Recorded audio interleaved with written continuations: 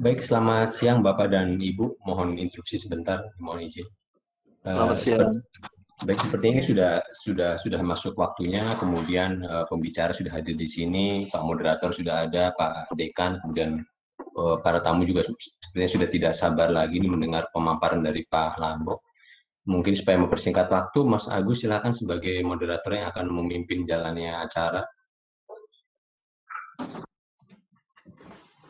Oke, terima kasih Pak Mirzam.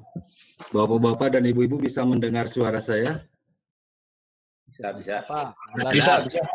Oke. Ya, assalamualaikum warahmatullahi wabarakatuh. Selamat siang, salam sejahtera untuk kita semua. Horas Pak Lambok. Horas. Salam hormat juga saya sampaikan kepada Ketua IAGI yang hadir di sini, kemudian Ketua IA ITB, IAGL, para dosen geologi dan sesepuh geologi di Indonesia. Selamat berjumpa dalam seri webinar Geologi ITB Menyapa. Pertama-tama saya sampaikan bahwa sampai dengan saat ini donasi yang sudah kita terima sehubungan dengan penanganan COVID adalah sebesar kurang lebih 4,2 juta rupiah yang telah diterima oleh Geologi ITB. Kami haturkan terima kasih kepada para donatur yang telah berpartisipasi. Nah, kemudian sebelum saya lanjutkan ke sesi perkenalan, jadi nanti saya akan perkenalkan sedikit mengenai Pak Lambok, meskipun saya yakin bahwa Bapak dan Ibu-Ibu sudah sangat familiar sekali dengan Pak Lambok. Nah, sebelumnya saya persilahkan kepada Pak Irwan Melano, Dekan FITB, untuk memberikan sambutan dalam acara webinar kali ini. Silakan Pak Irwan Melano. Selamat siang Bapak Ibu sekalian. Assalamualaikum warahmatullahi wabarakatuh. Terima kasih Pak Agus untuk kesempatan yang diberikan. Terima kasih juga untuk seluruh panitia yang telah menggagas acara yang sangat baik ini, Geologi ITB Menyapa, dan ini sudah seri yang ketiga. Ternyata di balik kesulitan kita akibat pandemik, ada hikmahnya, yaitu interkoneksi kita menjadi lebih baik dan membuka tabir antar institusi rapat menjadi lebih mudah, termasuk juga penyebaran ilmu menjadi jauh lebih mudah. Dan kita sangat beruntung hari ini Pak Prof. Lambok bisa memiliki keluangan waktu untuk berbagi pengetahuan dan pengalamannya yang sangat panjang. Bayangkan beliau menulis disertasi di tahun mungkin saya baru mulai TPB gitu ya, mengenai groundwater system dengan investigasi langsung dan juga pemodelan numerik di tahun 93. Jadi pengalaman beliau sudah sangat panjang, sudah mendekati 30 tahun, sehingga memang beliau salah satu pemegang otoritas dalam bidang hidrogeologi di Indonesia. Saya mungkin hanya satu paper Pak Lambok yang saya baca, itu pun nggak terlalu detail pahamnya, yaitu mengenai judul tidak salah mengenai hubungan antara kompaksi alamiah dan daerah genangan di Jakarta. Itu kalau nggak salah paper tahun 2000-an, atau jadi waktu saya diminta Pak Hasan ukur-ukur, terus saya cari referensi dan menemukan tulisan Pak Lambok mengenai hubungan antara kompaksi alamiah dengan genangan air di DKI. Dengan segudang pengalaman, saya yakin Bapak Ibu yang hadir pada acara ini merupakan suatu kehormatan. Ketua IA pun hadir, dan banyak sekali Bapak Ibu senior, para guru-guru yang kemudian hadir juga pada acara ini. Saya yakin bahwa ini akan menjadi acara sharing yang sangat bermanfaat bagi kita semua. Dan kami dari fakultas berharap sharing keilmuan yang merupakan tanggung jawab ilmiah kita semua sebagai akademisi pada masyarakat bisa menjadi tradisi bagi kita semua. Sehingga kemudian penyebaran ilmu bisa berkembang dengan lebih mudah. Karena kalau para pakar seperti Pak Lambok ini di tengah kesibukan tidak bersedia meluangkan waktu, maka nanti akan muncul pakar-pakar gadungan gitu ya. Sehingga memang mereka pemegang otoritas keilmuan memang harus mudah-mudahan semakin banyak seperti Pak Lamok bersedia berbagi ilmunya. Terima kasih Bapak Ibu sekalian. Sekali lagi terima kasih pada panitia yang telah membuat acara yang sangat baik ini. Mudah-mudahan kita semua mendapatkan manfaat, dan lebih penting dari itu semua, mudah-mudahan Pak Lamok tetap diberi kesehatan. Terima kasih. Assalamualaikum warahmatullahi wabarakatuh. Waalaikumsalam warahmatullahi wabarakatuh. Terima kasih Pak Dekan yang sudah memberikan sambutan pada acara webinar ini. Sebagai moderator, pertama-tama saya perkenalkan diri saya terlebih dahulu. Nama saya Agus Ramdan, saya staf pengajar di Prodi Teknik Geologi dan di Prodi Magister Teknik Air Tanah ITB. Saya asisten Pak Lambok, Bapak dan Ibu-Ibu. Jadi suatu kehormatan besar bagi saya bisa menjadi moderator di acara presentasi Pak Lambok ini. Pak Lambok ini adalah guru saya sejak S1 sampai dengan sekarang, dan beliau juga bisa disebut sebagai salah satu hidrogeologi guru di Indonesia. Kemudian Pak Lambok menempuh pendidikan S1 di Teknik Geologi ITB. Kemudian beliau berkelana selama kurang lebih 13 tahun di Amerika mempelajari hidrogeologi. Beliau menempuh pendidikan master di University of Illinois dan mendapatkan PhD-nya di Northern Illinois University. Jadi kalau saya baca master thesis Pak Lambok tentang thermohaline convection di Terus Media dan baca PhD thesis beliau tentang under pressure, di hal ini juga yang menginspirasi saya untuk belajar over pressure. Saya suka bingung Bapak dan Ibu-Ibu karena isinya matematik semua. Jadi malahan pembimbing master Pak Lambok itu kalau saya tidak salah itu orang aeronautics, rocket scientist. Tapi tenang, hari ini tentunya Pak Lambok tidak akan bicara mengenai matematik ya Pak Lambok ya. Tidak. Pak Lambok akan memberikan talk mengenai fenomena hidrogeologi di Indonesia. Nah, seperti yang mungkin telah saudara-saudara ketahui, cakupan dari hidrogeologi ini tidak hanya terbatas pada air tanah sebagai sumber daya, yang mana hal ini sebenarnya sangat penting juga ya, sebagai sumber daya ini, tetapi juga ilmu hidrogeologi ini juga mencakup air tanah, misalnya sebagai permasalahan lingkungan, itu pencemaran permasalahan besar sekali sekarang. Kemudian juga permasalahan dalam geologi teknik seperti land subsidence, ini juga salah satu yang hot sekarang di kota besar di Indonesia. Dan air tanah sebagai agen dalam proses-proses geologi seperti pembentukan overpressure, mineralisasi, dan pemerangkapan hidrokarbon. Salah satu hal yang akan menarik dari talk Pak Lambok ini bahwa Pak Lambok akan mempresentasikan peran hidrogeologi yang seperti sudah saya jelaskan tadi di Indonesia. Jadi ini di our playground ya. Berdasarkan hasil research panjang Pak Lambok, tadi Pak Irwan sudah sampaikan, Pak Dekan, dimulai dari tahun 90-an sampai dengan sekarang. Jadi sudah 30 tahun kurang lebih. Oke, tanpa berpanjang lebar, Pak Lambok, semuanya sekarang milik Bapak, Pak. Silakan.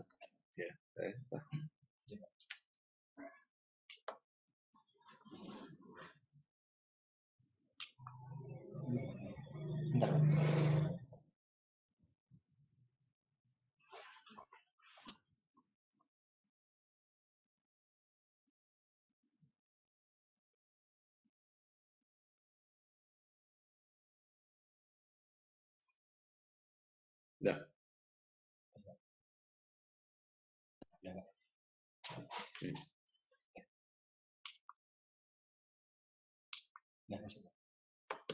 Baik, terima kasih moderator, terima kasih Pak Dekan.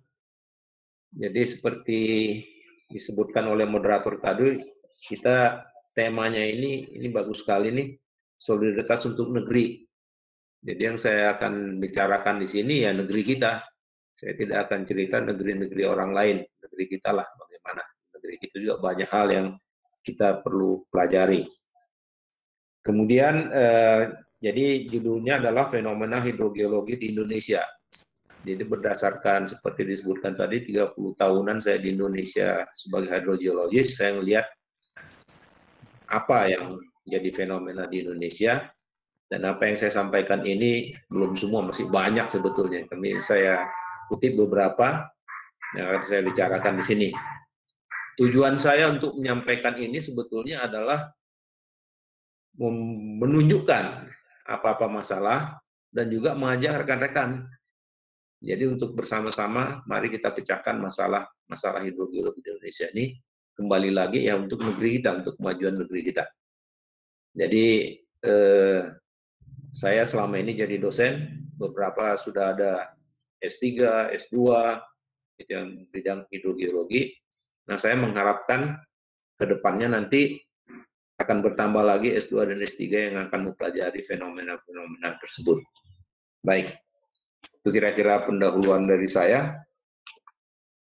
Nah, yang akan saya bicarakan, di sini ada saya list, ada 10, itu zonasi pengambilan air tanah. Jadi air tanah ini bukan masalah, ini terutama menyangkut water resource. Tapi sebelumnya saya perlu perkenalkan dulu ya, hidrogeologi di Prodi Geologi ITB itu, kami ada 4 orang yang menggeluti hidrogeologi. Saya, Pak Denny Juanda, kemudian barusan itu moderator itu Pak Agus, kemudian satu lagi Pak Erwin. Yang sudah guru besar itu saya dengan Pak Denny Juanda. Kami mengharapkan sekali yang 2 lagi, Pak Erwin dan Pak Agus, agar segera dapat guru besarnya. Jadi itu sekedar pengenalan. Kemudian dari sini yang akan saya bicarakan, yang pertama adalah zonasi pengambilan air tanah. Jadi pengambilan air tanah sebagai water resource itu penting sekali. Jadi secara umum bisa dikatakan kebutuhan air itu 60% itu diambil dari air tanah. Yang 40% kira-kira dari air permukaan. Jadi penting sekali dijaga kelestariannya. Kemudian yang kedua itu kita bicara mengenai intrusi air laut. Nah, ingat di Indonesia ini lautnya luas sekali. Jadi banyak daerah pantai di Indonesia ini. Jadi di pantai itu ada kemungkinan ada intrusi air laut. Jadi air laut itu berbatasan dengan darat, bisa masuk. Kemudian yang ketiga adalah air tanah asin. Nah, ini yang nanti saya tunjukkan di daerah-daerah tinggian, termasuk di Bandung ini. Di Bandung ini ada air tanah yang asin. Kemudian contoh yang kedua nanti saya tunjukkan di Wamena. Wamena itu elevasinya sekitar 1.500 meter. Tapi air tanah asin ada. Pakai intrusi air laut? Ya enggak lah. Intrusi air laut siapa? Air laut bisa naik ke atas sana, siapa yang dorong? Kemudian land subsidence tadi sudah diceritakan. Nah, ini kadang-kadang jadi misleading, dan subsidence itu selalu disalahkan pengambilan air tanah yang berlebihan. Bukan hanya itu, ada lagi faktor-faktor lain yang perlu kita perhatikan. Kemudian yang kelima adalah pencemaran air tanah. Seperti saya sebutkan tadi, 60% kira-kira itu air kita itu sumber daya air itu diambilnya dari air tanah. Jadi perlu dijaga kelestariannya, dan pencemaran air tanah itu sedapat mungkin kita hindarkan. Kemudian ada penentuan daerah resapan. Jadi orang selama ini mengatakan daerah resapan harus dikonservasi. Pertanyaannya di mana daerah resapannya? Seperti misalnya Bandung di mana? Dia bilang di utara, ya nanti kita lihatlah. Jadi daerah-daerah resapan itu bagaimana penentuannya? Itu salah satu metode yang mutakhir itu adalah dengan isotop. Nanti akan saya tunjukkan sedikit. Kemudian nomor 7 itu perangkap hidrokarbon hidrodinamik. Nah, ini juga karena banyak orang masih menganggap hidrokarbon itu terjebaknya itu adalah hidrostatik. Hidrodinamik juga ada. Di luar negeri itu sudah sering. Di Indonesia nanti saya tunjukkan beberapa, kelihatannya itu adalah hidrodinamik. Kemudian yang ke-8 itu overpressure. Overpressure itu dalam pemboran, terutama di dunia migas. Kalau overpressure-nya tidak diperhatikan, terjadi blowout. Contoh yang paling ini ya, mungkin kita bisa sebutkan itu Lumpur Sidoarjo, mungkin. Kemudian yang 9 adalah mineralisasi. Jadi air tanah itu juga berperan dalam mineralisasi, pembentukan mineral-mineral. Kemudian yang 10 itu sumber daya air. Nah, banyak daerah di Indonesia yang sumber daya airnya masih perlu dicari. Oke. Baiklah, kita masuk ke yang pertama, zonasi pengambilan air tanah. Ini saya ambil, yang saya ambil contohnya adalah daerah Bandung. Jadi daerah Bandung itu kalau kita lihat peta geologinya, di sini ada, ini Pak Kusuma, ini ada formasi Kosambi, formasi Cikapundung, formasi Ciberem, itu nama-namanya dari Pak Kusuma. Jadi yang berperan utama sebagai aquifer itu adalah formasi Ciberem. Itu yang kuning dalam peta geologi ini. Kemudian yang hijau itu adalah yang disebut endapan danau, formasi Kosambi. Kemudian di bawahnya lagi formasi Cikapundung, itu keras batuannya, tidak berperan sebagai aquifer. Ini kira-kira, kemudian ini peta geologinya. Kemudian kalau kita buat penampang, ini penampangnya itu ke utara, selatan, dan timur barat. Jadi kelihatan di situ tuh daerah Cisarua, itu berarti di barat sana, barat utara, itu yang kuning banyak, aquifernya banyak. Bagus. Kemudian kita lihat ada yang hijau di tengah, kira-kira selatan tengah. Nah itu endapan danau, itu formasi Kosambi. Itu berperan sebagai akitar, tapi bisa juga sebagai aquifer, tapi relatif kecil-kecilan bisa diambil. Baik. Jadi kemudian ini hubungannya dengan tadi yang saya katakan itu solidaritas untuk negeri. Jadi waktu itu pihak Pemda, Pemprov Jawa Barat mengatakan, coba ini kita sama-sama tahu kan bahwa muka air tanah di Jawa Barat, di Bandung itu turun terus. Nah, bagaimana nih? Bagaimana kita mengatasinya nih? Apakah zonasi, kita lakukan zonasi, pengambilan kita batasin, coba dipikirkan. Oke, kemudian kami coba memikirkan, ya itu caranya itu apa yang kami lakukan adalah kita melakukan apa yang disebut dengan simulasi numerik. Nah di sini ini persamaan matematiknya, tapi seperti moderator tadi mengatakan saya tidak akan cerita mengenai persamaan matematik, tapi di sini ada persamaan matematiknya itu seperti ini, persamaan diferensial, kemudian dilakukan apa yang disebut dengan simulasi numerik. Jadi simulasi numerik itu adalah dilakukan pendekatan terhadap persamaan diferensial ini. Di dalam kasus ini kami melakukan apa yang disebut dengan finite difference. Itu dibagi-bagi dalam grid-grid ini yang digambar dilihatkan. Ini grid-gridnya dibagi, kemudian dimasukkan persamaan pendekatan persamaan diferensial tersebut di masing-masing titik potong grid. Kemudian dilakukan perhitungan dan sebagainya. Kemudian kita yang menentukan skenario-nya. Ya, kita maunya bagaimana. Kemudian kita masukkan, kemudian kita hitung, run, kemudian kita dapat hasilnya. Di sini saya tunjukkan beberapa contoh. Nah, ini tadi, ini adalah penampang. Jadi tadi saya tunjukkan peta geologi itu arealnya, kemudian penampangnya seperti ini, kemudian yang biru, yang hijau, dan merah itu nilai konduktivitas hidroliknya beda-beda, itu bisa dimasukkan. Kemudian digabungkan semuanya, didapatkan hasil, di-run. Nah, jadi di sini saya bilang, oke, skenario kita gimana, maunya bagaimana? Nah, ini kondisi awal tahun 2000. Kami melakukan ini sekitar setelah tahun 2000, tahun 2002. Kemudian ini adalah tahun 2000. Jadi kondisi awalnya seperti ini. Yang merah itu adalah apa yang disebut dengan zona rusak. Itu ada definisinya itu, saya lupa pastinya bagaimana. Tapi idenya zona rusak itu ya penurunan muka tanahnya udah parah.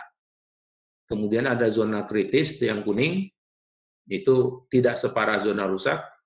Kemudian zona rawan, tidak separah zona kritis. Kemudian yang masih zona aman, itu yang biru. Ini tahun 2000 kondisi, jadi ini bisa dikatakan kita punya baseline-nya tahun 2000 adalah seperti ini. Kemudian, nah ini skenario itu kemudian kami masukin. Skenario 1, itu pengambilan air tanah.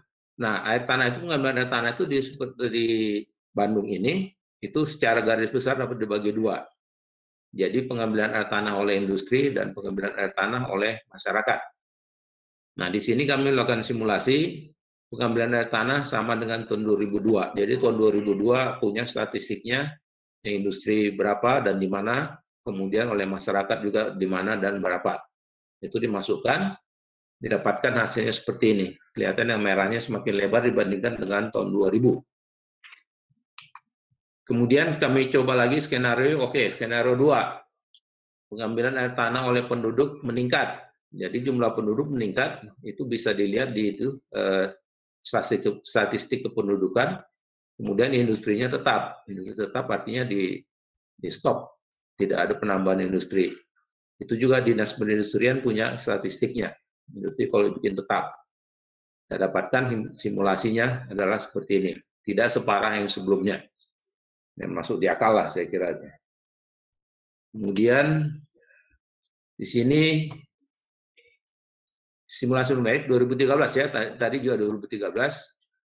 Air tanah, pengambilan air tanah dan oleh penduduk dan industri meningkat. Ini saya katakan tadi, statistiknya dinas-dinas tersebut kami pakai, ya hasilnya begini, yang merah itu semakin merajalela, yang merah zona rusak. Jadi itu skenario-nya. Kemudian ada lagi ini zona pengambilan tanah, ini 2013 juga, sama dengan skenario 3, pengambilan air tanah oleh industri disubstitusi oleh air permukaan dari waduk Saguling. Jadi in case kita lupa, Saguling itu sumber air juga sebetulnya itu. Ada danau di situ, danau buatan, itu sebetulnya bisa dipakai juga untuk industri. Nah kalau itu dilakukan, industri disubstitusi oleh air permukaan yang kelihatan yang merah itu tidak seluas sebelumnya. Gitu. Jadi itu skenario-nya. Kemudian, nah ini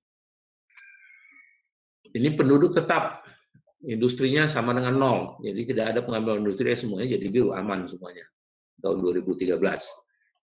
Kemudian, nah ini, itu tadi satu metode pengambilan dibatasi. Kemudian ya dalam air tanah itu ada juga metode yang kedua, teknik kedua itu adalah kita melakukan peresapan buatan. Bisa berupa sumur resapan, bisa berupa sumur injeksi. Nah ini zonasi lokasi peresapan buatan, zonasi penurunan. Jadi apa yang dilakukan adalah yang merah itu dibuang sama sekali, yang kuning juga dibuang, semuanya jadi biru. Kemudian di mana peresapan buatannya itu? Nah, itu kita melakukan simulasi, ini dapatnya lokasinya, lokasi peresapan sumur buatan, peresapan buatan, kemudian besarnya adalah kami hitung 164 juta meter kubik per tahun. Dan itu dilakukan selama 5 tahun, 2009 sampai 2013, semuanya itu jadi aman. Itu. Kedengarannya sih enak, tapi bagaimana mau nyetop pengambilan? Itulah kira-kira mengenai apa yang saya sebut tadi. Jadi kita melakukan simulasi untuk membantu pemerintah daerah memikirkan bagaimana kita mengatasi masalah. Jadi fenomenanya adalah muka tanahnya turun terus di Bandung. Bagaimana kita mengatasinya? Oke, kita tahu turun, tapi ya kita tidak boleh hanya mengatakan sudah turun, tapi coba solusinya bagaimana. Solusinya kami ajukan, itu dilakukan zonasi. Kemudian yang ketiga dilakukan peresapan buatan. Itu yang kami usulkan. Baiklah. Kemudian kita masuk ke intrusi air laut. Ini Jakarta, ini Asegaf mungkin ada ini sekarang ini. Di sana itu dia melakukan, Asegaf ini melakukan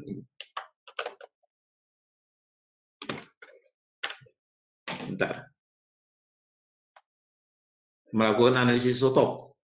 Jadi analisis isotop itu dia melakukan ada dua hal. Yang pertama dia gambarkan garis apa yang disebut air meteorik lokal. Nih. Tuh. Kemudian air laut itu yang orang katakan adalah intrusi air laut. Air itu kemudian dianalisis isotopnya. Nah ini hal yang menarik, yang sangat menarik di sini sebetulnya air laut itu adalah ini. Nah itu air laut. Nah sekarang kalau kita lihat air asin ini dari sini, air lautnya di sini, itu kan sangat jauh tuh. Apa mungkin air laut itu? Jadi air asinnya itu laut atau bukan? Kalau saya mikirnya tidak, bukan air laut itu. Nah, penyebabnya apa? Kenapa dia asin? Mungkin, ini kemungkinan, ini perlu penelitian lebih lanjut. Ini yang saya katakan tadi. Saya ingin menyampaikan ini juga ke kawan-kawan. Mari kita teliti lebih lanjut. Nah, ini kami tunjukkan di sini. Ini model-model isotop ya. Isotop di sini isotop oksigen, ini hidrogen. Nah, di sini ada yang disebut garis evaporasi.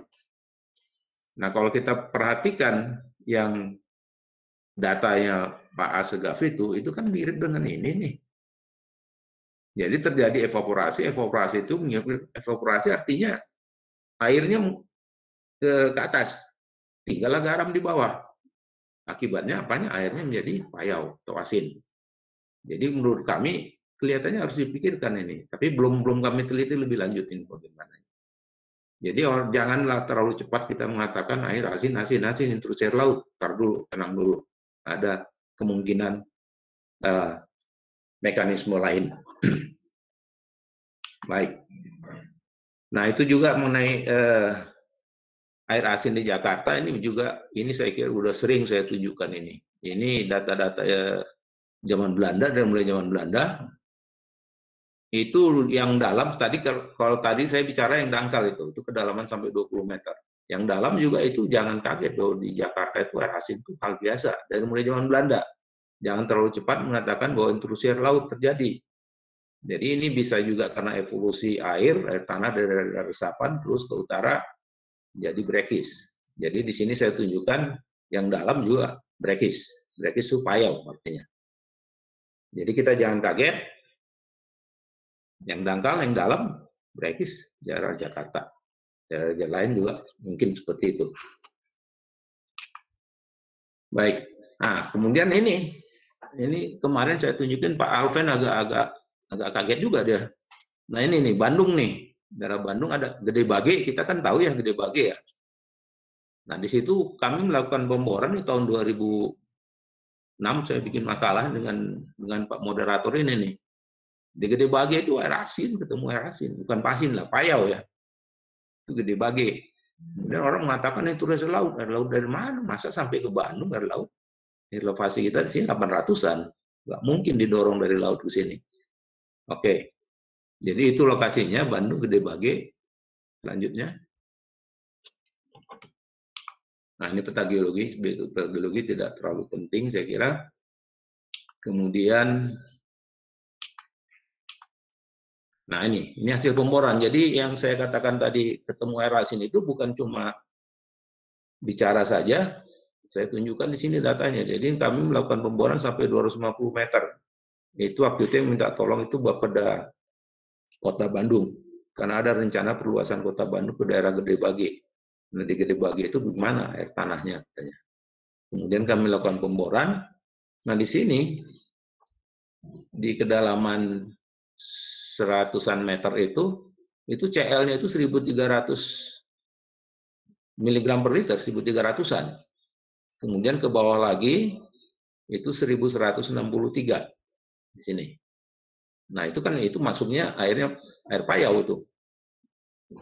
Nah, bagaimana ceritanya itu kok di Bandung ada air payau? Ya, mari kita pikirkan dan juga nantinya kita pikirkan solusinya. Atau air payaunya yang dipakai atau air payaunya memang kita bikin jadi tawar. Nah, seperti itu. Jadi kami juga melakukan penelitian belum sampai itu. Kemudian ya kami ini aja nih sementara, hipotesis sementara, kami lihat daerah Bandung ini kan dikelilingi oleh diriung gunung ya istilahnya, diriung daerah-daerah geotermal. Di sebelah baratnya itu ada Maribaya ya. Kemudian sebelah timurnya ada Wayang Windu. Apa bukan mungkin air geotermal yang masuk? Mungkin, nggak tahu. Jadi ini juga baru hipotesis sementara aja. Jadi sementara kami lihat di sini, nah di sini ada Maribaya, di sini, kemudian selatannya ada Wayang Windu, kelihatannya ada sesar yang menghubungkannya itu. Jadi mungkin juga Gede Bage itu di antara dua lokasi itu kan, mungkin juga air geotermal tersebut mengalir ke daerah Gede Bage. Oke. Nih, jadi dibagi di tengah, kemudian meteorik mendinginkan air geotermal tersebut. Oke, kemudian tanah asin kembali lagi, ini yang saya katakan tadi, di Lembah Balim, di Papua. Jadi elevasi ini 1.500 meter nih, dari kakinya Jaya Wijaya. Jadi sana airnya, air tanah asin ada. Jadi di sini, nah ini ada fotonya, itu air tanahnya itu asin tuh. Kemudian yang menarik lagi sama seperti kasusnya Jakarta tadi, kita lihat di sini ada garis meteorik lokal, kemudian ada garis mata air asinnya. Nah kita lihat, wah nggak bisa ini pasti ini beda kan air laut di sana, gimana ceritanya itu. Kemudian ini hasilnya adalah tesis S2-nya saudara Yunus. Oke, kita lanjutkan. Nah, ini kemudian kami keluarkan hipotesis. Ini kelihatannya itu Jaya Wijaya itu di sebelah kiri itu, barat daya, itu lebih tinggi. Kelihatannya dari situ daerah resapannya. Kemudian turun ke bawah, ke Wamena. Ya, dalam perjalanan dia melarutkan garam-garam dan sebagainya. Sehingga akibatnya apa? Mata air di daerah Wamena itu jadi payau. Kemudian kita bicara mengenai land subsidence. Land subsidence itu sebetulnya itu ya persamaan Terzaghi. Total stress itu sama dengan effective stress ditambah pore pressure. Kemudian di sini kawan-kawan dari geodesi ini Pak Irwan tadi nyebut-nyebut itu contour of the actual land subsidence period 1982 sampai 1999. Kemudian di sini kami melakukan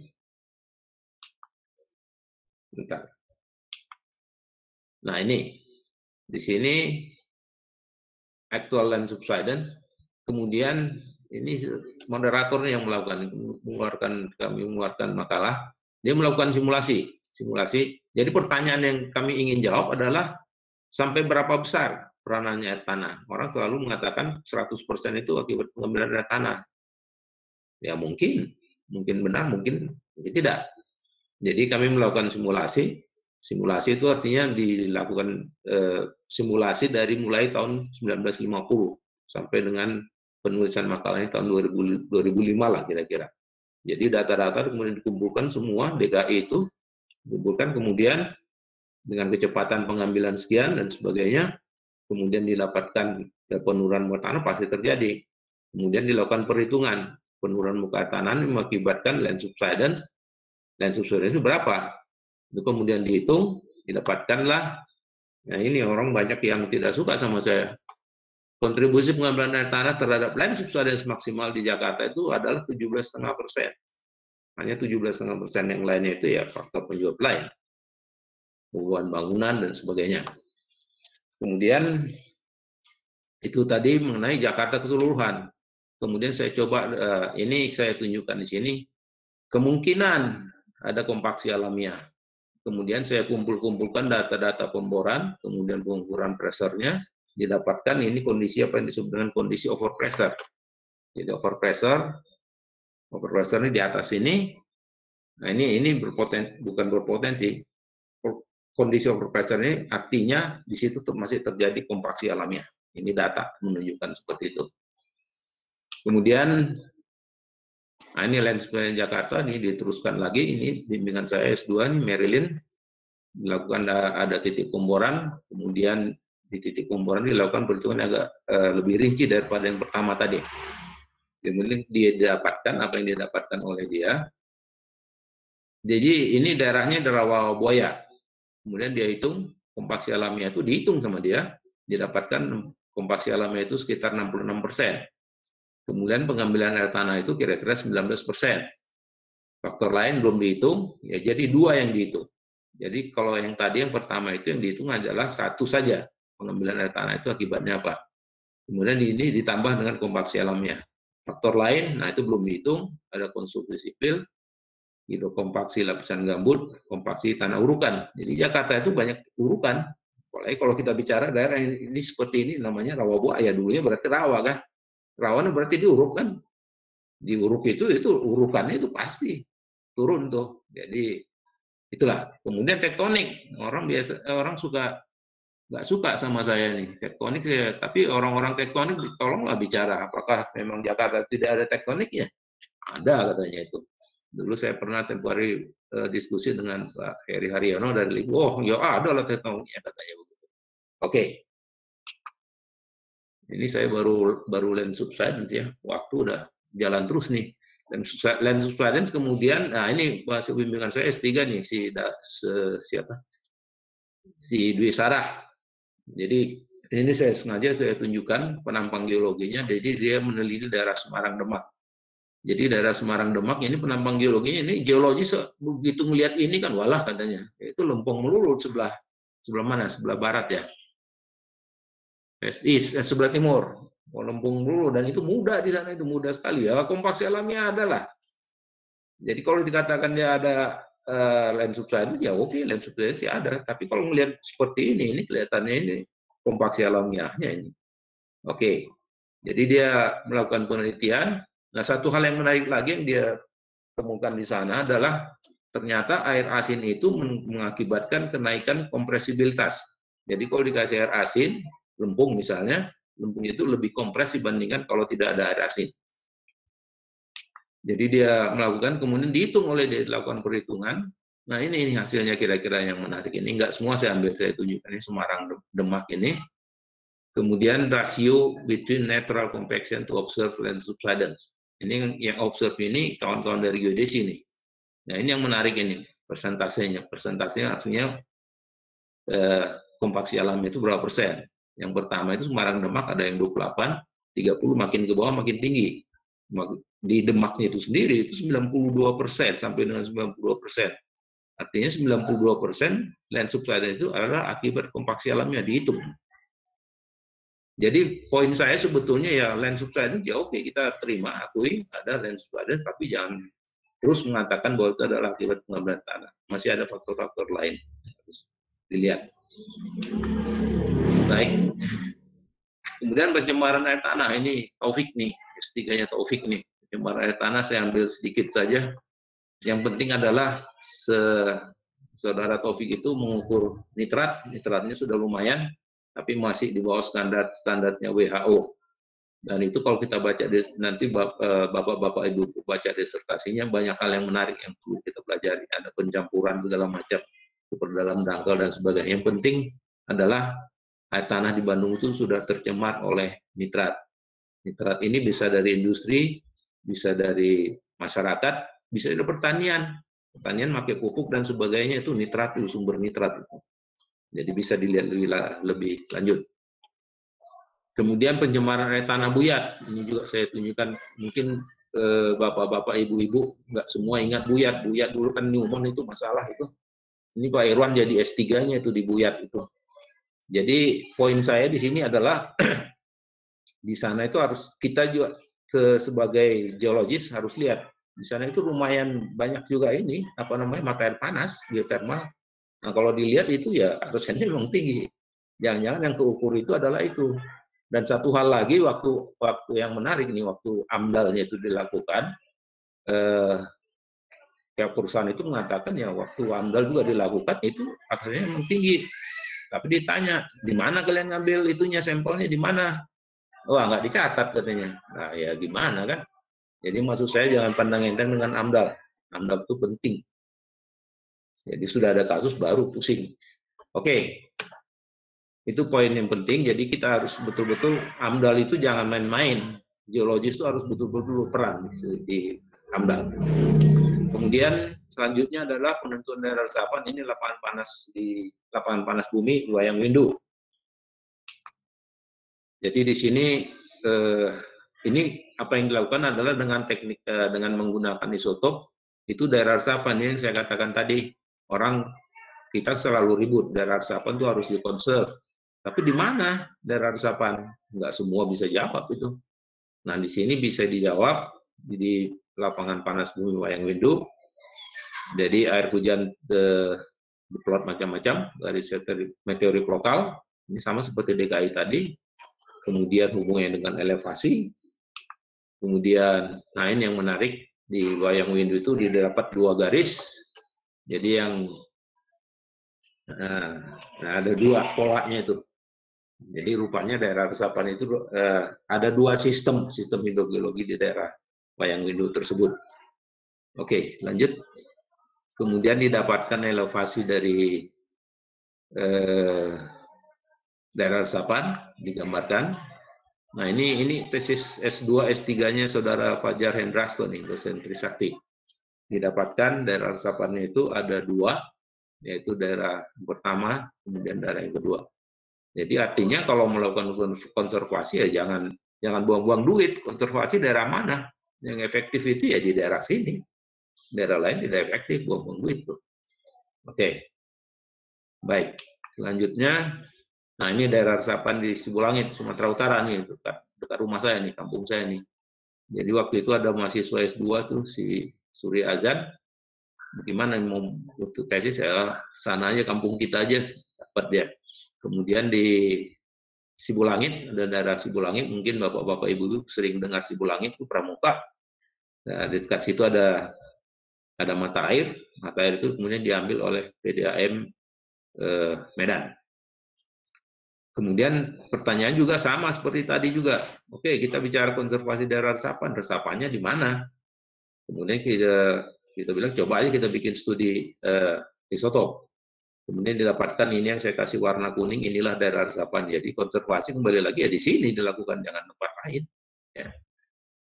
Oke. Kemudian saya masuk ke nomor 7. Ini perangkap hidrokarbon hidrodinamik. Ini moderator kita nih Pak Agus nih yang banyak ini. Tapi saya ngasih ini aja ke dia, ngasih dipancing dengan gitu. Jadi intinya adalah di sini kita lihat garis potong OEC itu oil water contact dengan gas dan minyak. Itu kalau dia hidrodinamik itu akan miring. Sedangkan kalau dia hidrostatik itu adalah lurus saja, ini yang kanan ini. Lurus itu. Oke. Selanjutnya, nah ini saya gambarkan biar agak sedikit hidrogeologis lah, ada reservoir outcrop. Jadi air tanah itu bergerak karena apa? Karena adanya dari reservoir outcrop itu dari daerah resapan mengalir ke bawah, turun ke bawah, terus mengalir ke bawah sana. Dia bukan cuma diam, dia bergerak juga. Akibatnya terjadi tilted hydrocarbon water context. Ini. Kemudian, nah itu orang mungkin mengatakan itu kan di luar negeri aja, juga di Indonesia juga ada. Jadi di sini tunjukkan di sini di daerah Tunu, Kalimantan Timur, kelihatan itu hidrokarbonnya itu di sebelah west, semuanya numpuk. Kalau di hidrostatik aja kan ya ada di west, ada di east juga kan. Tapi ini ternyata hanya di west. Jadi dugaan kami di sini ada hydrodynamic trap. Nah ini sebetulnya kalau ini betul diseriuskan, ya mungkin cadangan hidrokarbon kita bisa nambah mungkin. Gitu. Kemudian, nah ini di daerah Papua. Ini juga seperti itu, miring seperti ini. Dugaan kita di sana juga ada hydrodynamic trap. Baik. Kemudian ini yang saya sebutkan yang kedua tadi, mengenai overpressure nomor 8. Overpressure. Jadi yang ingin saya sampaikan adalah maaf. Overpressure ini adalah ya pressure-nya tinggi. Over. Jadi over itu maksudnya adalah ada hidrostatik yang kiri, kemudian ada overpressure. Overpressure itu lebih tinggi. Ya kalau tidak hati-hati di sini bisa terjadi blowout. Gitu. Untuk mengatasinya biasanya orang-orang pakai lumpur yang tinggi. Nah, kapan dipasang lumpur tinggi? Harga lumpur itu kan katanya mahal itu. Nah, di mana?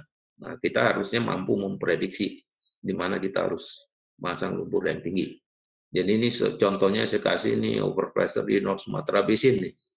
Ini disertasinya Saudara Saiful nih. Ini saya keluarkan di sini. Jadi maksud saya, poin saya di sini adalah kondisi overpressure itu di Indonesia itu biasa. Ada.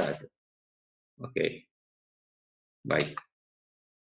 Nah, jadi mengenai hidrokarbon tadi, jadi dua yang kami lihat itu kemungkinan Jadi air tanah itu nggak mungkin diam aja, air tanah mengalir terus. Kemungkinan peran air tanah itu yang pertama adalah hydrodynamic trap. Jadi terjadi jebakan-jebakan hidrodinamik. Kemudian yang kedua adalah peran air tanah. Jadi overpressure itu sebutnya pressure daripada airnya. Airnya overpressure. Kenapa dia overpressure? Nah itu, jadi dua hal itu yang perlu diperhatikan dalam migas, yaitu hydrodynamic trap, dan yang kedua kemudian terjadinya overpressure. Oke, baik. Selanjutnya kami akan bicarakan. Nah ini kami belum pernah melakukan penelitian mengenai ini. Ini ada kami melihatnya ini hasil studi literatur mineralisasi. Ini yang kami bicarakan adalah Mississippi Valley Type Deposit. Jadi Mississippi Valley Type Deposit itu, nah ini, jadi Mississippi Valley tahu, Ibu Emi tahu lah ini saya kira nih. Yaitu ciri khasnya adalah mineralisasi seperti misalnya di sini di Illinois ini pada PBZN, tapi tidak berasosiasi dengan intrusi. Kemudian kawan-kawan hidrogeologis mengatakan itu nggak perlu intrusi, bisa juga itu gravity driven flow. Jadi ada recharge turun ke bawah, kemudian air tanahnya mengalir, kemudian membawa ke atas mendapat PB dan ZN. Jadi ini dinamakan Mississippi Valley Type Deposit karena banyak ditemukannya di daerah lembah Mississippi di Amerika. Jadi PB dan ZN. Kemudian, oke, di luar negeri seperti itu. Apakah di Indonesia tidak ada? Kemudian saya lihat-lihat studi literatur. Nah, ini yang saya katakan tadi, Mississippi Valley itu. Jadi Mississippi, kemudian di situ ada Illinois Basin, ada Blackwater Basin, dan sebagainya. Kemudian yang simbol-simbol penambangan ini, ya disitulah ditemukannya ZN dan PB. Jadi ini tidak berasosiasi sama sekali dengan intrusi. Oke. Kemudian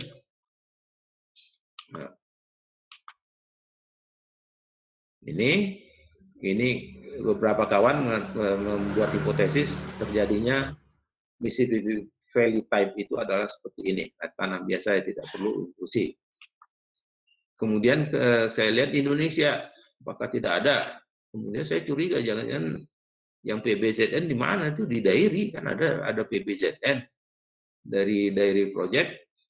Apakah tidak mungkin ini adalah Mississippi Valley? Kalau memang dia Mississippi Valley, mungkin penyebarannya jangan hanya kita lihat di Dairi aja, mungkin di tempat lain. Jadi poin saya di sini adalah mungkin kita bisa membantu untuk eksplorasi. Eksplorasinya itu coba kita lakukan studi yang benar, kita cari mungkin ada cekungan air tanah, dulunya, paleonya bagaimana, mungkin membantu menentukan di mana kita bisa cari lagi PB dan ZN. Itu, nah ini kembali lagi Mississippi Valley ini, Dairi ini. Oke, kemudian bicara mengenai yang terakhir ini mengenai sumber daya air. Jadi orang-orang luar negeri suka bicara, kalian kan di Indonesia itu curah hujannya tinggi, katanya. Kenapa sih belajar air tanah, air permukaan aja dipakai? Kemudian ini saya ambil Samosir nih, kampung saya nih. Di Samosir itu ternyata air itu susah. Padahal curah hujannya lumayan tinggi sama dengan Bandung 2000-an itu. Kenapa airnya susah? Saya bilang, ya saya sebagai hidrogeologis ya ntar dulu, lihat dulu kondisi geologinya bagaimana. Kita bicara air tanah nih. Air permukaan juga nanti mereka ada rencana mau bikin embung. Embung juga kalau di bawahnya permeable tuh bocor, hilang tuh airnya, habis, saya bilang begitu. Jadi di sini ada sumber daya air di Nainggolan ini menghasilkan TCS2 juga nih di sipil. Ini dia melakukan pengukuran di daerah pantai itu, ternyata dia temukan ada yang kuning itu adalah aquifer, yang hijau itu adalah akitar. Jadi aquifer ini yang kita cari ini. Kemudian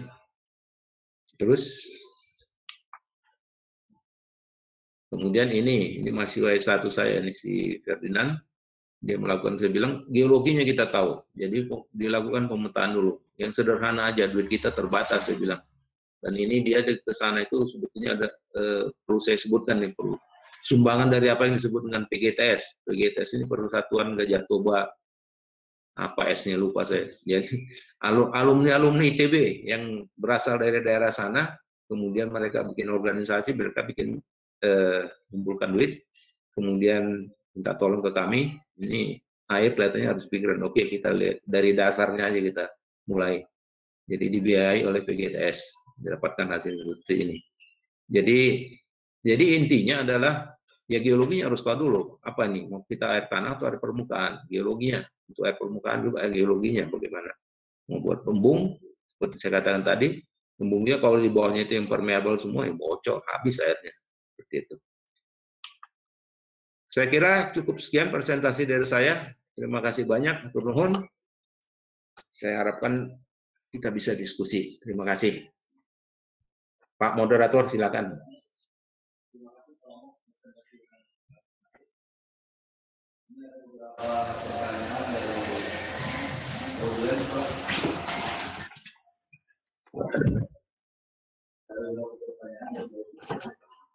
Tidak kedengaran.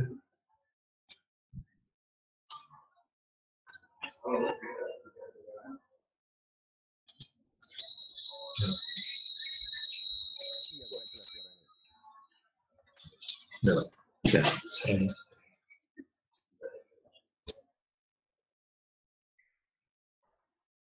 Oke.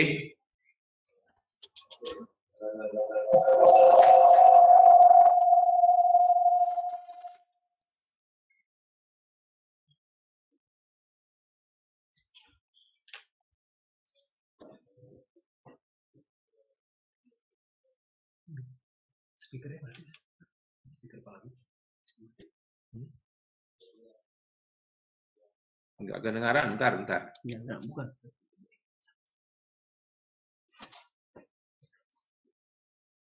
Bisik-bisiknya terdengar itu siapa yang bisik-bisik?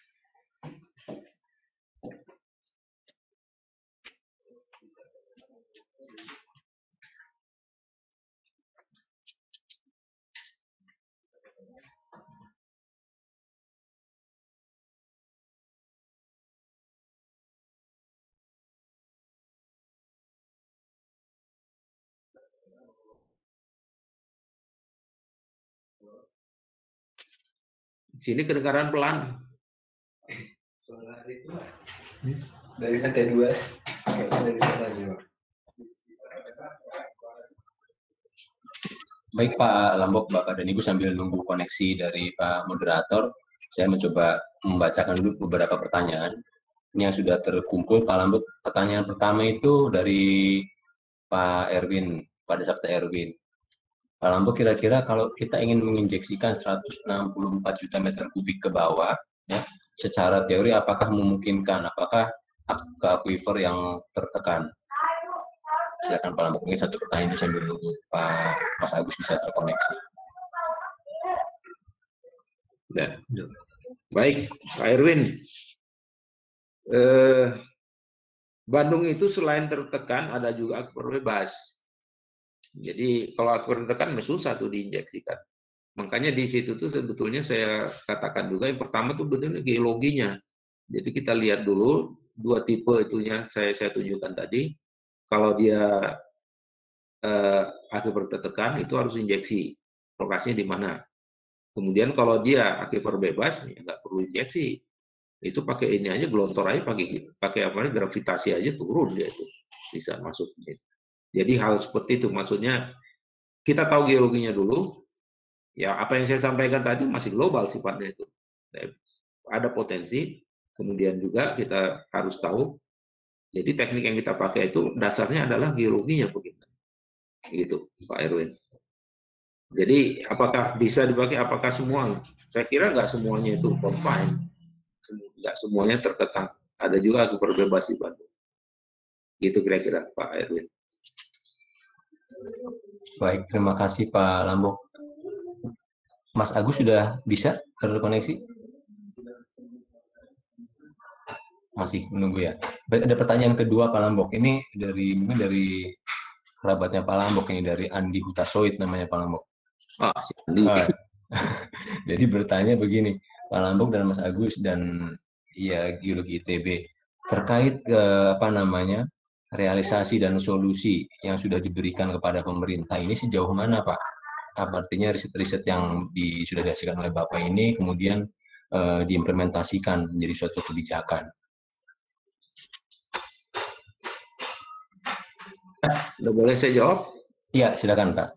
Ya, kalau yang saya alami dua provinsi lah yang saya tahu persis, yang saya terlibat, itu Jawa Barat dan DKI. Mereka itu kemudian membuat perda. Perdanya itu dasarnya ya apa yang saya lakukan itu. Jadi di atas kertas paling gitu, di atas kertas itu dipakai sebagai dasar. Tapi implementasinya saya nggak tahu lagi, karena implementasi nggak mungkin saya lihat di lapangan bagaimana. Jadi maksud saya, poin saya adalah secara ini di atas kertas hasil studi itu dipakai. Kemudian implementasi mari kita lihat sama-sama. Mungkin juga ada yang tidak 100% mengikuti hasil penelitian tersebut. Saya kira cukup menjawab, udah menjawab tuh Andi, saudara Andi. Mungkin tidak ini Pak, tidak. Oh ya, dia tidak. Baik, nanti mudah-mudahan menjawab. Saya coba kembalikan ke Pak Agus, silakan barangnya sudah bisa terkoneksi.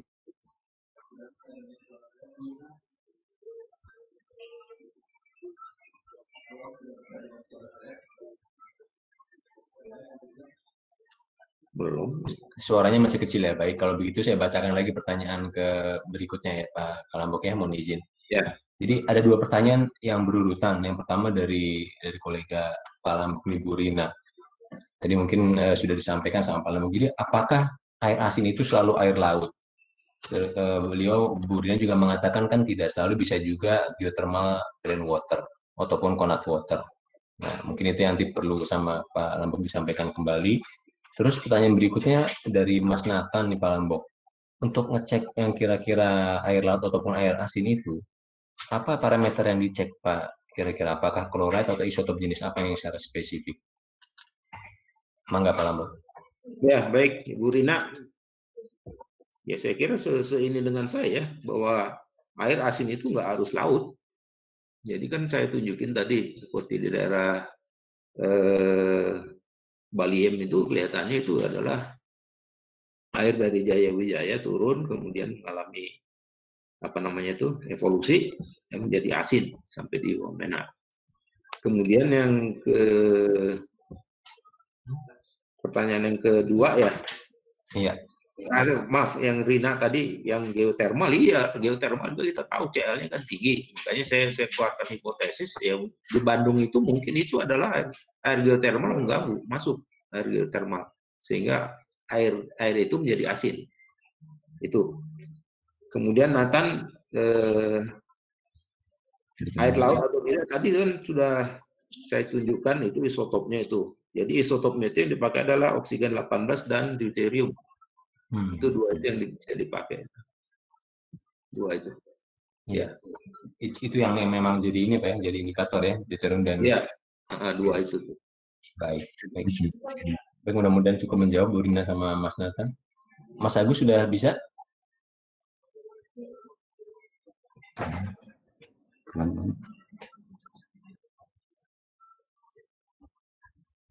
Oh, masih, kayaknya masih sambil menunggu koneksi dari Mas.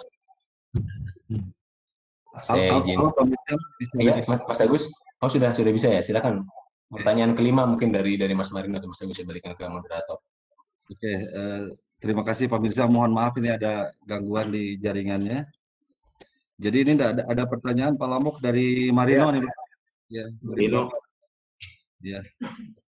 Jadi Marino ingin bertanya mengenai simulasi numerik cekungan di Jawa Barat, cekungan dari tanah Jawa Barat. Jadi pertanyaan pertama, apakah zona cekungan yang disimulasikan dilakukan pada satu kedalaman atau beberapa kedalaman? Itu pertanyaan pertama. Kemudian pertanyaan kedua, kira-kira berapa rata-rata kedalaman zona cekungan air tanah yang disimulasikan? Mungkin bisa langsung dijawab, Pak Lambok. Oke. Baiklah, saya kira Ya geologi lah, geologi kedalaman kan macam-macam. Ada yang dangkal, ada yang dalam. Kita rekonstruksi aja. Jadi yang namanya cekungan air tanah itu sampai kedalaman berapa, hasil pemboran dikumpulkan, kemudian didapatkan. Jadi yang saya simulasi tadi itu untuk daerah Bandung itu kira-kira itu yang terdalam itu sekitar 300 meter. Tapi dia kan berupa cekungan ya, cekungan. Jadi ada yang dangkal, ada yang dalam. Jadi yang terdalam itu sekitar 300 meter. Tapi kembali lagi, yaitu kita menganggap bahwa paling bawahnya, paling bawahnya itu adalah Cikapundung. Cikapundungnya Pak Sumadinata nih. Jadi bawahnya itu apakah masih ada akibat? Mungkin masih ada. Tapi belum ada pemborannya sampai ke bawah dari formasi Cikapundung. Itu. Kemudian itu ya, Pak Moderator, itu pertanyaannya. Ya, itu mengenai zona kedalaman. Ini dari ini lagi nih, aktif sekali nih, murid Bapak juga nih Pak, Nathan Pak, si Nathan Pak. Jadi apakah TLT di Tunu pasti karena hydrodynamic trap atau masih ada kemungkinan lain, Pak? Ya kemungkinan lainnya itu yang salah satunya itu adalah itu kan apa namanya itu aliran butir-butir yang kecil itu apa namanya itu? Capillary Pak ya? Capillary pressure mungkin. Okay. Tapi ya kita juga punya alasan mengatakan bahwa itu adalah over pressure. Jadi ada dua kemungkinan itu tuh. Mari kita lihat. Salah satunya itu adalah over pressure-nya itu karena ya itu penyebabnya bisa karena apa namanya itu tekanan lambat, jadi fail dan sebagainya, fail compaction dan sebagainya. Jadi pertanyaannya adalah apakah miringnya itu karena apakah hydrodynamic itu penyebab satu-satunya kemiringan dari oil water contact itu ya. Jadi saya katakan ada satu penyebabnya lagi, itu yang tadi itu capillary pressure itu. Ya. Ada lagi itu. Oke. Ya. Oke, terima kasih. Ini pertanyaan selanjutnya dari Pak Hari Siswoyo dari Universitas Brawijaya. Apakah air tanah yang memiliki tingkat salinitas tinggi yang bukan diakibatkan oleh intrusi air laut pada daerah yang jauh dari pantai bisa dikembalikan kondisinya menjadi freshwater, Pak? Dikembalikan ya berarti harus kita proses airnya. Air asinnya itu, air payaunya itu harus kita proses ya, diproses aja. Kawan-kawan dari teknik kimia bisa. Tapi kalau secara alamiah bagaimana? Nggak bisa kita. Jadi harus diproses. Kalau mau dikembalikan jadi menjadi air tawar, diproses airnya. Airnya itu udah asin di situ, asin atau payau. Kalau itu mau kita jadikan tawar, kita harus proses. Itu kira-kira jawabannya. Oke, terima kasih. Ini banyak sekali nih Pak Lambok. Ini pertanyaannya. Kita masih punya banyak waktu sampai dengan 14.30 yang diberikan oleh panitia. Enggak. Ini dari Risna Widyaningrum. Pertanyaannya, bagaimana cara mengetahui kenampakan di lapangan jika subsidence disebabkan oleh faktor tektonik, Pak?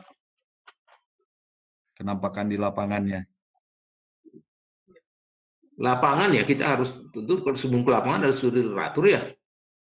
Studi literatur kan kalau kita daerahnya itu aktif atau tidak, misalnya perisai, ya kalau daerah perisai ya kemungkinan apa namanya tektonik penyebab dari land subsidence itu ya tidak ada.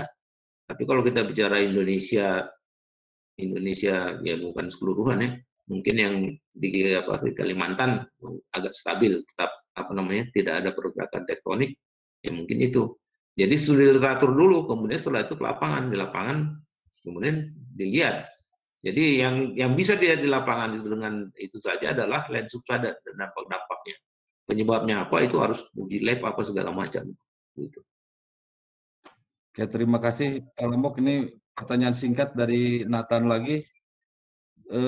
Kira-kira pernah ada perhitungan mengenai debit air tanah asin di Jakarta, Pak? Belum ada tuh. Belum ada. Tapi batasnya kita tahu di mana yang asinnya. Tapi batasnya juga dinamis tuh. Karena pengambilan tanah jalan terus. Jadi batasnya itu juga bisa berubah-ubah dengan pengambilan tanah. Oke, ya. Terima kasih Pak Lambok. Ini pertanyaan selanjutnya dari Alvan.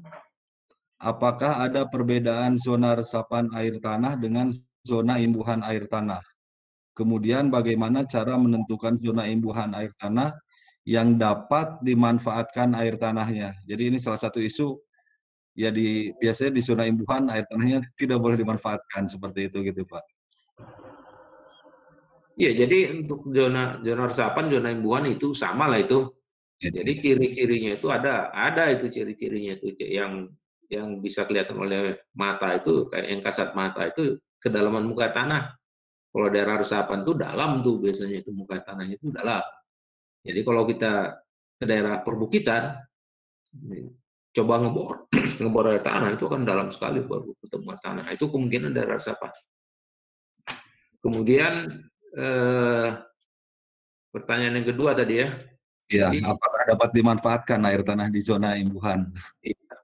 Jadi lupa saya siapa tuh. Ada yang mengatakan dulunya itu justru daerah resapan itu air tanahnya diambilin aja.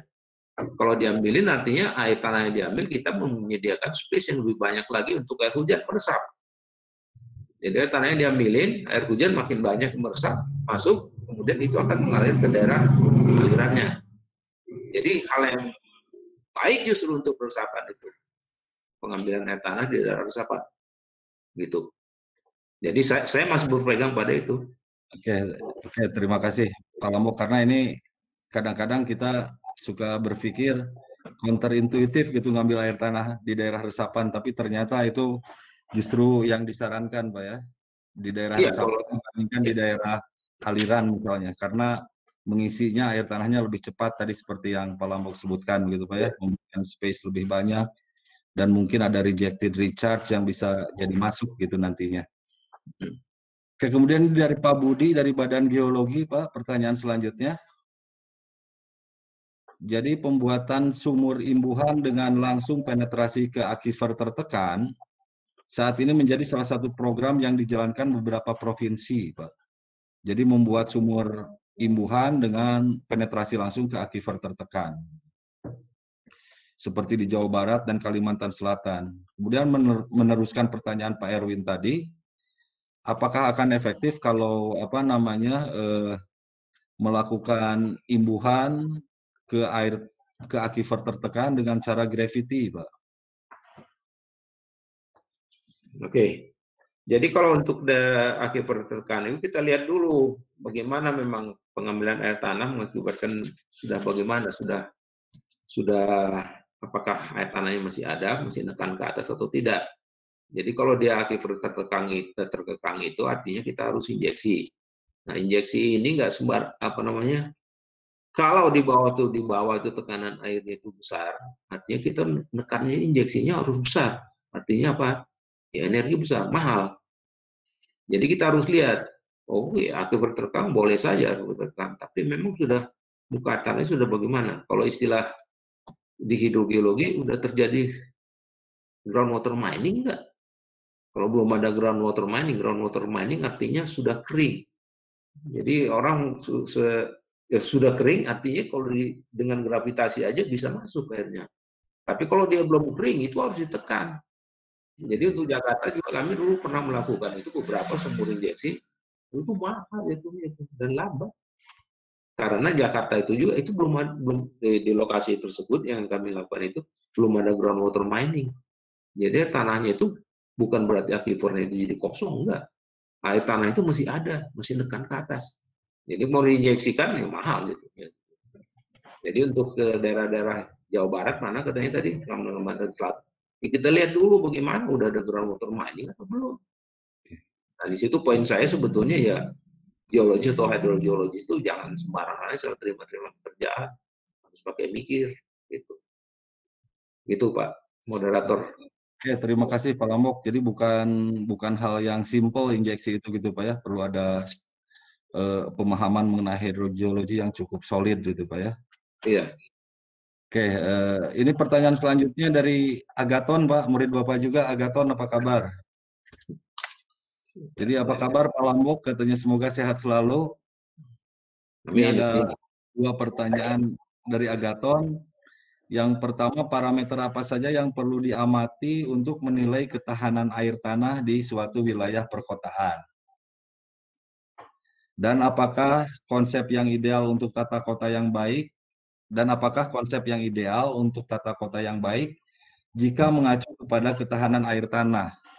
Contohnya mungkin bisa kita ambil calon ibu kota baru katanya Pak, kata Agathon itu. Bagaimana itu Pak, ketahanan air tanahnya?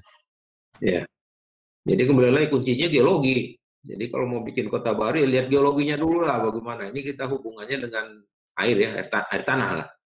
Jadi kita lihat dulu geologinya bagaimana. Kalau memang tidak ada aquifer, aduh, gimana kita mau bikin kota di situ. Jadi untuk keberadaan air tanah itu sebenarnya dua hal. Dua hal yang harus perhatikan. Pertama adalah keberadaan aquifer. Aquifer itu tempat nyimpan airnya. Kemudian yang kedua curah hujannya. Jadi misalnya seperti daerah NTT. NTT itu curah hujannya payah tuh. Aquifer banyak. Tapi aquifernya nggak ada airnya. Nggak ada air hujan yang masuk ke dalamnya itu. Kemudian mengenai ketahanan air untuk kota, ya kalau saya dengar-dengar sepintas itu daerah ibu kota baru itu tidak ada aquifer di bawahnya sampai ke dalam berapa gitu ya. Jadi kalau saya sendiri kan mengatakan wah ya payah itu. Jadi air tanah itu kan terutama kita pakai ya jadi sekarang itu cuma mengandalkan air permukaan saja. Di sana di situ di ibu kota baru, rencana ibu kota baru ini air tanah tidak dilihat sama sekali. Padahal air tanah itu penting sekali. Air permukaan itu akan tergantung teknologi yang lumayan kuat juga itu. Kemudian kalau satu saat hujannya nggak tidak memenuhi airnya itu atau teknologinya mahal itu tidak sanggup bayar, ya harusnya cari air tanah. Tapi kalau air tanahnya itu sampai berapa ratus meter tidak ada, ya nggak ada gunanya. Jadi kalau saya pendapat saya, ya air tanah itu perlu untuk pengembangan kota. Ibu kota baru itu ya perlu dilihat daerah yang ada air tanahnya. Air tanah itu diperlukan nantinya. Kalau enggak ya pusing itu. Jadi itulah kira-kira pendapat saya, Pak Moderator. Oke, terima kasih. Saya jelas jawaban dari Pak Lambok untuk pertanyaan Agathon. Kemudian ini dari Pak Oman, apa kabar Pak Oman Abdurrahman nih Pak, kawan lama Pak. Jadi ada pertanyaan, apakah tatanan cekungan air tanah Bandung masih dianggap alami Pak? Dengan semakin banyaknya sumur bor yang menghubungkan berbagai aquifer, commingle itu seperti itu. Karena saringannya menyadap air dari berbagai aquifer. Bagaimana keadaan ini diperhitungkan dalam permodelan? Pak Lambok, selamat siang. Murid Pak Lambok juga nih. Ya Oman itu. Ya commingle itu ya nggak bisa lah untuk simulasi itu ya harus per aquifer kita lihat kan.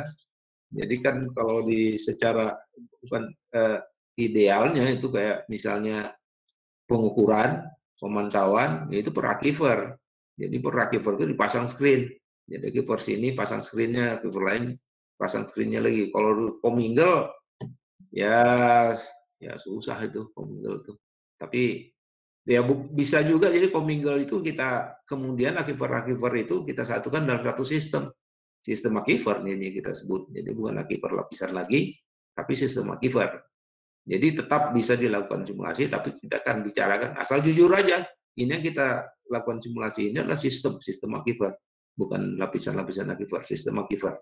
Ini hasilnya seperti ini di sistem ini. Itu Pak Mas kira-kira. Terima kasih Pak Lambok. Oke, terima kasih Pak. Ini pertanyaan selanjutnya, ini udah pertanyaan nomor 17 aja nih Pak, ngomong-ngomong Pak. Jadi ada pertanyaan dari Pak Wilson Marbun, PLN Pak. Ini satu yang banyak Pak Lambok lakukan akhir-akhir ini nih. Jadi dalam suatu penentuan lokasi TPA Pak, limbah S-yard, jadi fly ash dan bottom ash mungkin yang dimaksud, ada aturan Permen LH nomor 63 tahun 2016. Saya rasa Pak Lambok cukup familiar dengan peraturan itu, Pak. Nah, ini ada pertanyaan, apakah ada studi lain selain isotop yang bisa menentukan suatu lokasi itu daerah resapan atau bukan? Itu yang pertama.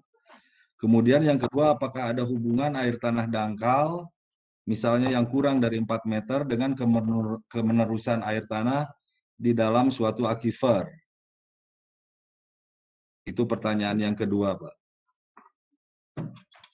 Baik. Kemudian yang ketiga, maaf ini ada 3, apakah ada Satu studi aja, saya langsung aja. ini cuman ini aja pertanyaannya cuman singkat saja, Pak. Apakah ada studi literatur terkait hidrogeologi di daerah Berau atau Kaltim? Oke. Yang pertama tuh udah lupa saya. Yang pertama apa tadi? Yang apakah di yang Permendel H nomor 63 itu untuk menentukan daerah resapan itu ada metode lain tidak selain isotop begitu, Pak? Jawabannya ada. Di literatur ada disebut. Itu saya tadi sebutkan satu daerah kalau muka tanahnya dalam, nah itu kemungkinan daerah resapan. Jadi ada ciri-ciri daerah resapan itu ada selain isotop. Isotop itu membantu memang, tapi selain isotop, kalau kita nggak punya dana untuk isotop juga masih bisa kita bergerak menentukan daerah resapan. Yang kedua pertanyaan apa tadi? Apakah ada hubungan air tanah dangkal, misalnya kurang dari 4 meter, dengan kemenerusan air tanah di dalam suatu aquifer? Gitu. Jadi mengenai ini kemenerusan aquifer connectivity gitu, Pak. Ya ini saya rasa ini sesuatu yang harus kita ketahui untuk menentukan arah aliran air tanah begitu, Pak ya, menentukan upstream, downstream dan lain sebagainya dalam suatu landfill. Ya. Ya, jadi kita harus tahu itunya, hidrogeologinya. Yang pertama itu geologinya, itu lapisan-lapisan itu bagaimana, apakah memang berhubungan atau tidak. Kemudian muka tanah kita ukur, kemudian kita bisa merekonstruksikan pola aliran air tanah, bagaimana. Jadi itu intinya, kemudian melakukan pemboran, kemudian juga dengan geolistrik, dapat lapisan-lapisan tersebut. Ya pemboran ini untuk mengetahui muka air tanahnya berapa. Kemudian digambarkan pola aliran air tanahnya bagaimana. Itu kira-kira ya. Oke, terima kasih Pak Lambok. Ini yang ketiga gimana? Yang ketiga ini pernah ada studi literatur yang Pak Lambok ketahui mengenai hidrogeologi di daerah Berau atau Pak Lambok pernah melakukan mungkin di sana? Ada Berau tuh ada lah, udah sering kedengaran tuh Berau tuh. Pak Irwan Iskandar tuh hafal tuh. Nah, ya. Ada lah. Berau bukan middle of nowhere ya Pak ya? Iya lah, udah sering kedengaran itu. Ini murid Bapak lagi nih, si Feli Pak. Feli apa kabar? Feli. Kabar baik, kabar baik. Kabar baik. Oke, ini pertanyaan, apakah reklamasi Jakarta adalah salah satu pencegah intrusi air laut ke arah darat? Gitu. Apakah bisa dijadikan itu reklamasi itu pencegah intrusi? Ya bisa, kalau itu kan muka air tanahnya dibikin tinggi di situ, jadi menghalangi air laut itu masuk ke darat di daerah reklamasi itu. Jadi muka air tanahnya dibuat tinggi. Ya, cuman reklamasi emang setinggi apa? Jadi ngomong-ngomong mengenai reklamasi sebetulnya ya mungkin tidak secara langsung berhubungan, ya saya selalu bilang apa sih reklamasi? Reklamasi artinya kan laut dijadikan darat, dia bilang. Kemudian pertanyaan saya, apakah Indonesia kekurangan darat gitu? Kalau nggak kekurangan darat, ngapain reklamasi? Banyak darat di Kalimantan, di mana itu masih banyak darat, saya bilang. Tapi ya nggak berhubungan dengan Feli lah, pertanyaan Feli. Yang pertanyaan Feli ya mungkin aja secara teoritis kita bikin tanggul, jadi kayak tanggul. Tanggulnya itu terdiri dari air tanah. Jadi air tanah itu nahan air laut itu masuk ke darat. Bisa dilakukan secara teoritis. Oke, kemudian pertanyaan lanjutannya, kira-kira pencegahan intrusi air laut apa lagi, Pak? Masih dari Feli ini, untuk mencegah terjadinya intrusi air laut. Ya itu satu dibuat itu kan tanggul, bukan tanggul lah ya. Ridge itu apa tuh bahasa Indonesia itu? Jadi groundwater ridge di situ itu kemudian ya pengambilan air tanahnya dikontrol.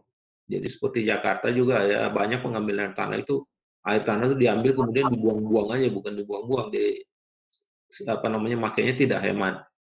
Jadi itu pemakaian air tanah itu harus dihemat lah, jangan dibuang-buang lah. Kemudian juga ya sebetulnya ini saya selalu bilang sama orang-orang, Jakarta itu kalau kuantitas air mah cukup, dia bilang. Kualitas yang banyak, kuantitasnya mana cukup gimana? Ya lihat aja Ciliwung, kemudian kali ada 13 kali Jawa Barat, itu kan air semua tuh saya bilang. Tapi kualitasnya payah kan? Jadi itu harus dipikirkan. Jadi bagaimana membuat kualitasnya bagus, ya silakan kawan-kawan dari teknik kimia. Itu dipakai untuk sumber air. Jadi artinya akibatnya pemakaian air tanah berkurang. ya. Jadi itu bisa mengurangi terjadinya intrusi air laut. Tapi seperti saya katakan tadi, ya ada air asin saya bilang di jangan air laut. Jangan keburu mengatakan ini intrusi air laut. Jadi saya tadi isotop tadi menunjukkan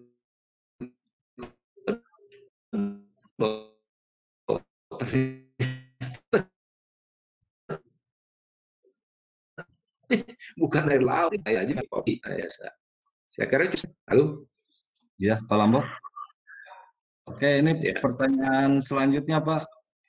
Pertanyaan nomor 19, Pak. Ini banyak sekali yang pertanyaan. Mohon maaf jika ada beberapa pertanyaan yang karena keterbatasan waktu tidak bisa di ini, tapi kita tampung. Nanti mungkin Pak Lambok akan memberikan jawaban secara tertulis atau bagaimana. Ini dari Tanaka, Pak. Izin bertanya, Prof. Lambok. Bagaimana caranya melakukan pemulihan air tanah yang sudah terkontaminasi intrusi air asin di sekitar Pantura Jawa? Nuhun. Ya, kalau memang intrusi air asin atau air laut, ya sama aja dengan pencemaran. Jadi kita harus melakukan, ya dipompa yang udah tercemar itu dipompa kemudian diganti, masukkan air segar. Begitulah kira-kira. Dan mungkin pernah dengar istilah superfund di Amerika. Di Amerika itu air tanah itu banyak yang tercemar oleh limbah-limbah B3 dan sebagainya itu. Nah, jadi apa yang mereka lakukan? Pemerintah mengeluarkan superfund itu sampai $1 billion itu dipakai untuk air yang sudah tercemar itu diambil, kemudian diganti dengan air segar. Jadi kalau mau dilakukan itu, ya silakan saja. Jadi itu jawabannya itu, ya silakan aja dipompa keluar. Terima kasih Pak Lambok. Ini meskipun masih banyak, kita hanya punya waktu untuk 2 pertanyaan lagi nih Pak. Enggak. Jadi bagus sekali antusiasme Bapak-Bapak dan Ibu-Ibu peserta. Ini dari murid Bapak lagi nih, Binti Wasik Pak. Binti Pak. Land subsidence yang sering diberitakan adalah di Jakarta dan Semarang. Bagaimana dengan kota pesisir lainnya? Kemudian apakah ada perbedaan faktor pendukung untuk kompaksi alamiah atau penyebab lainnya di kota-kota yang berbeda tersebut? Baik. Iya, jadi kalau ya lihatlah, ini Binti kan satunya geologi ya, geologi. Faktor-faktor yang bisa membuat pemulihan subsidence itu apa? Pengambilan air tanah, kemudian ada beban bangunan, kemudian tektonik dan sebagainya. Lihatlah di daerah-daerah. Kemudian ke regional juga harus dilihat, seperti Pantura, ya bentar dulu. Tektoniknya emang bagaimana? Itu kan ada jalur-jalur besar mungkin itu. Kemudian juga kalau land subsidence itu jangan hanya kita bicara Pantura saja, di Bandung juga ada land subsidence. Land subsidence di Bandung ini, kita tahu nih, Bandung ini paling mudah tadi sudah formasi Kosambi itu dapat danau. Itu dominannya lempung, kompresibilitas tinggi. Jadi mungkin itu yang masih mungkin mengalami kompaksi alamiah dan juga tektonik jelas di Bandung ada tektonik jelas itu. Jadi kalau ditanya daerah-daerah pesisir, ya oke, daerah pesisir, tapi jangan cuma daerah pesisir. Land subsidence bisa juga terjadi daerah pegunungan. Contohnya ya Bandung juga ada. Gitu. Itu kira-kira. Tapi intinya adalah ya geologinya memang bagaimana.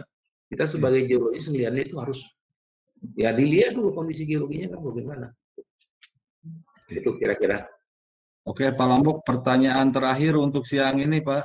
Ini kita sayang sekali nih, mohon maaf kepada saudara-saudara yang lain yang tidak sempat dibacakan pertanyaannya. Dari murid Bapak juga Darul Pak. Apakah bisa diketahui lokasi presisi sumur pemompaan berizin atau tidak berizin berdasarkan anomali kerucut air tanah?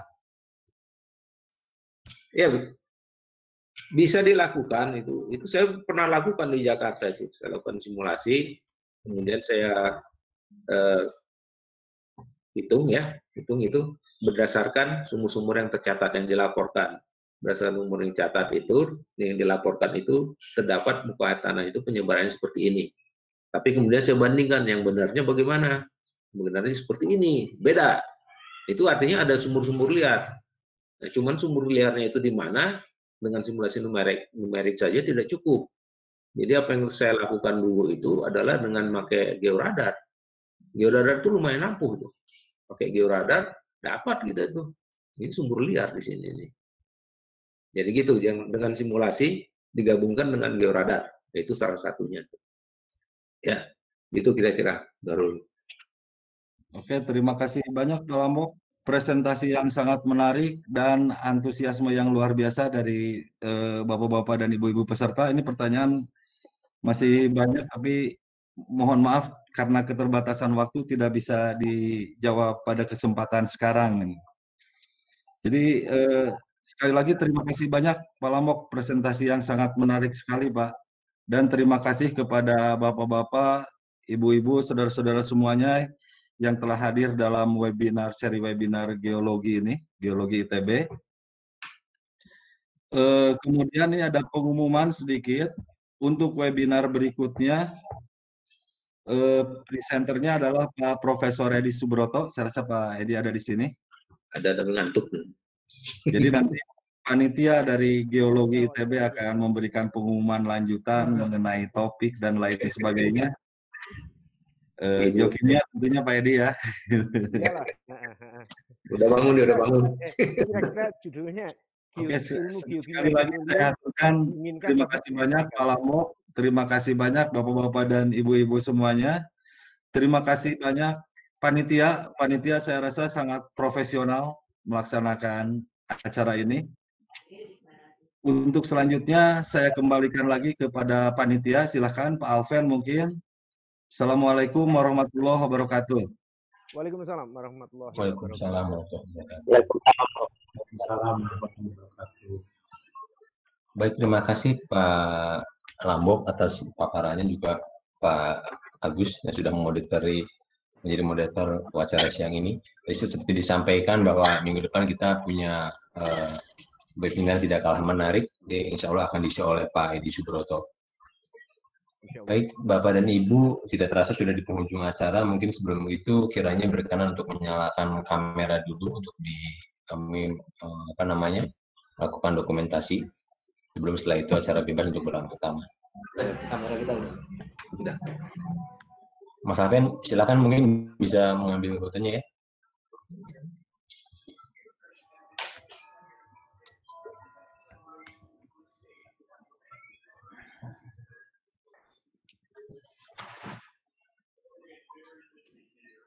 Silakan Mas Alven.